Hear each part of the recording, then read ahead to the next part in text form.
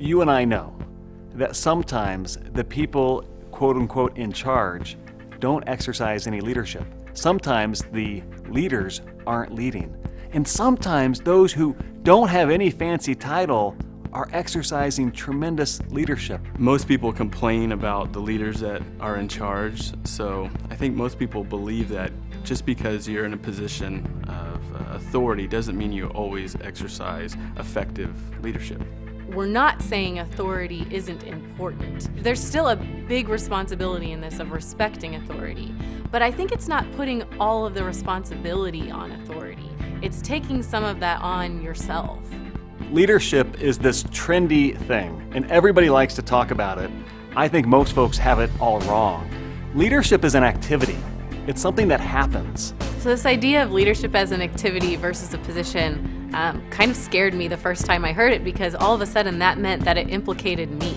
I had some responsibility in this. I could no longer just sit and watch, my boss or the authority take control. It meant I might actually have to do something. Anybody can exercise leadership. It's something that you do. It's something that you can get better at. It's like a muscle that you can train. Leadership revolves around a challenge. It's not a static thing. Leadership is about mobilizing people to make progress on tough things. So you need to know what's the tough thing, what's the challenge you're wanting to mobilize people around. Is the culture in your organization a culture that's not creative and innovative? And that's the challenge you need to rally people around. Leadership is in the context of challenges and problems. That's when you see leadership emerge. I think if everybody in an organization thinks this way, that it really opens up the doors to create a culture change. I think it opens up the doors to actually see things happen.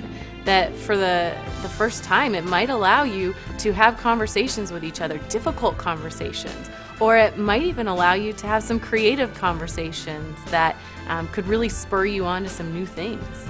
It's the activity of mobilizing people to make progress on really difficult challenges.